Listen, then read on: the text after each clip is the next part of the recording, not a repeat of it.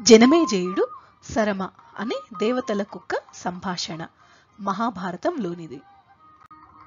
జనమేజయుడు తనకు ప్రజలకు దేశానికి శుభం కోరిన వాడై దీర్ఘకాలిక యజ్ఞం చేశాడు.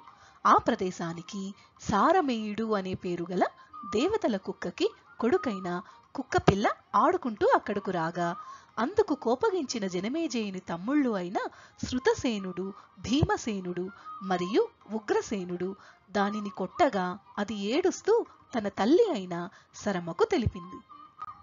అప్పుడు సరమ కోపంతో జనమేజయుని దగ్గరకు వెళ్ళి, ఓ రాజా, జ్ఞానహీనులైన నీ తమ్ముళ్ళు దయలేని వారై చిన్నవాడు అని కూడా మనసులో ఆలోచించకుండా ఏ నేరమూ చెయ్యని నా కుమారుడిని కోపంతో కొట్టారు. చేసే పని సరైనదా కాదా అని ఆలోచించకుండా బీదవారికి, అశక్తులకు, మంచివారికి, కావాలని అపకారం చేసేవారికి ఆపదలు వస్తూ ఉంటాయి అని చెప్పి సరమ కనపడకుండా వెళ్ళిపోయింది. అందుకు జనమేజయుడు ఆశ్చర్యపోయాడు.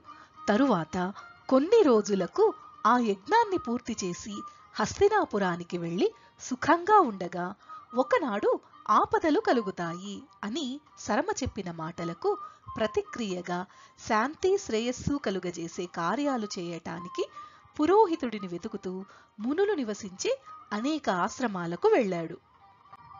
ఒక మునిపల్లెలో శృతస్రవసు అనే మునిని చూసి అతని కుమారుడైన సోమస్రవసుడు యోగ్యుడు అని తలచి శృతస్రవసుని అంగీకారంతో సోమస్రవసుడిని పురోహితునిగా చేసుకుని అతని మంచి మాటల చేత పూర్వపు మహారాజులు అనుసరించిన మార్గాన్ని అనుసరిస్తూ పలు విధాలైన యజ్ఞాలను చేస్తూ దేవగణాలను, బ్రాహ్మణులను తృప్తిపరుస్తూ రాజ్యాన్ని పరిపాలించసాగాడు.